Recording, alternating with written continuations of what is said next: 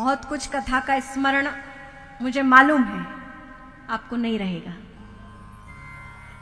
7 बजे के बाद बहुत कम लोग हैं जिन्हें पता चले कि कथा में हमने क्या सुना, लेकिन कोई बात नहीं है। अभ्यास से हमें धीरे धीरे कथा वो हमारे हृदयस्थ होगी। ये आप समझ लीजिए कि एक भक्त का एक ऐसे स्थान पर उसका एडमिशन हो गया है जहां पर उसको यहां की शिक्षा मिलेगी। 7 दिन मानो हमने, लोग होते हैं ना 7 दिन का सप्ताह चलाते हैं कि आपको योग सीखना है 7 दिन में सीखिए, आपको ये चीज सीखना है आप 7 दिन में सीखिए। अब भागवत भी कहते हैं आप आइए, आप 7 दिन में यदि वास्तव में यदि भक्त बनना चाहते तो भागवत जी की शरण में आइए। जो भागवत जी की शरण में आ जाता है श्रद्धा और विश्वास के साथ, वो भगवान का भक्त बन जाता है। जिसको वास्तव में भक्त बनना है वो भागवत जी की शरण में आए। अभी हम पूर्ण भक्त नहीं हैं, ये यहां कहा जाए कि हम भक्त भी नहीं हैं। किसी को बुरा तो नहीं लग रहा है ना? मैं बताऊंगी आपको, हम लोग अभी भक्त भी नहीं हैं। हम क्या हैं? हम विभक्त हैं। क्या है? विभक्त हैं। विभक्त का मतलब हुआ है बटा हुआ। विभक्त का मतलब क्या होता है? बटा हुआ। तो अभी हम भक्त नहीं विभक्त हैं। हम स्थिर नहीं, बटे हुए हैं। घर में, परिवार में, दुनिया में, जाने जाने किन किन चीजों में। लेकिन जो स्थिर हो जाता है, जो केवल प्रभु का बन जाता है, वो भक्त होता है। जिसकी मांग की लिस्ट में सबसे पहले परमात्मा है, बाद में परमात्मा आ गए तो अपने आप सब कुछ हो जाता है। अरे नारायण आ जाए तो लक्ष्मी जी दूर रह सकती हैं भगवान नारायण से? नारायण का आगमन हो गया तो लक्ष्मी जी अपने आप पीछे चली आएंगी। और हम क्या करते हैं? नारायण जी को तो बुलाते नहीं, केवल लक्ष्मी जी को बुलाते हैं। फिर लक्ष्मी जी भी उल्लू पर बैठकर आ जाती हैं। नारायण जी के साथ आती हैं तो गरुड़ पर बैठकर आती हैं। गरुड़ धर्म का प्रतीक है, समृद्धि का प्रतीक है, और उल्लू अंधकार का प्रतीक है, चंचलता का प्रतीक है, तमस का प्रतीक है। और जब आप केवल लक्ष्मी का आवाहन करते हैं तो लक्ष्मी जी अकेले तो चलती नहीं है, पतिव्रता स्त्री हैं, सती स्त्री हैं, भगवती हैं। तो अपने भाई किसको लेकर आती हैं? मदिरा। लक्ष्मी जी का भाई मदिरा है।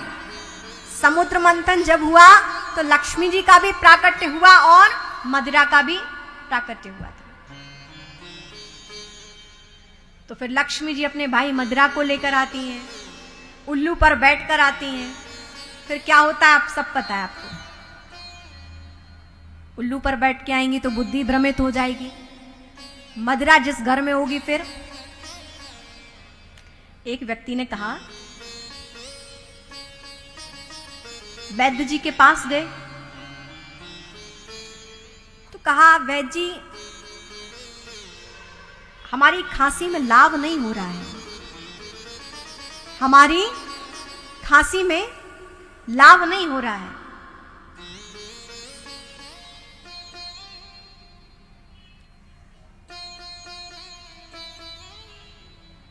वैद्य जी ने कहा, खांसी में लाभ नहीं हो रहा, दवाई खाई कि नहीं? दवाई खाई कि नहीं? उस व्यक्ति ने कहा, दवाई तो खाई है लेकिन खांसी फिर भी ठीक नहीं हो रही है, खांसी जा नहीं रही है। वैद्य जी ने कहा, कल आना। पुनः दवाई दी, आया, दवाई ली,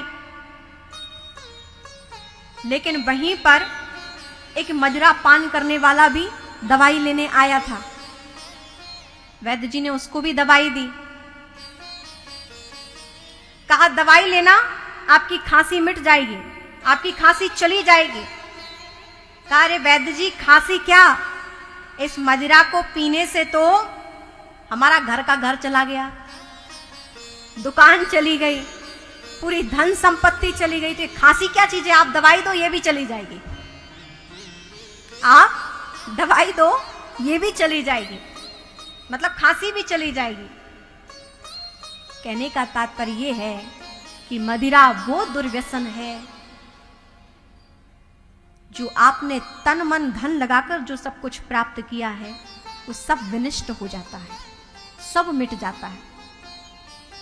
और सबसे बड़ी बात, आपकी जो हानि होती है वो तो होती है, लेकिन स्मरण रखें, वैसे मुझे तो नहीं लगता जो इस पंडाल में बैठे हो कोई इस मदिरा का पान करता हो, लेकिन चैनल के माध्यम से सुन रहे समस्त श्रोतागण या जो भी मदिरा पान करते हो वो श्रवण करें। मदिरा केवल आपके तन और धन की तो हानि नहीं करती, वो तो होती है, निश्चित है, लेकिन आप क्या गवाते हो? आप मदिरा पीने से मां की ममता को गवाते हो, आप मदिरा पीने से पिता की प्रतिष्ठा को गवाते हो, पिता का सम्मान गवाते हो। आप मदिरा पीने से अपने पत्नी के सम्मान को गवाते हो, पत्नी की भावनाओं को गवाते हो।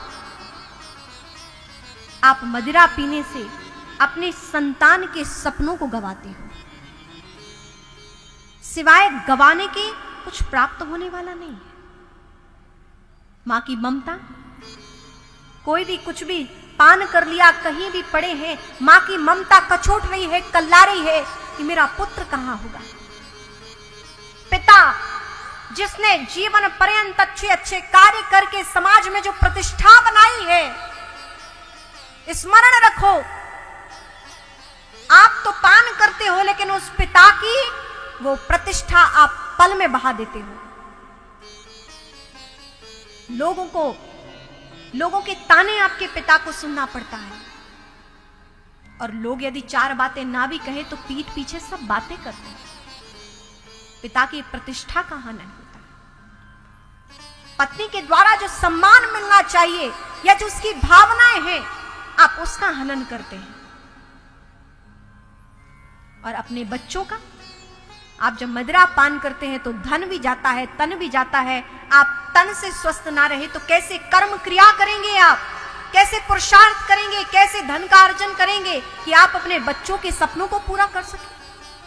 जो कमाया है वो तो आपके इसी तरफ बह जाएगा।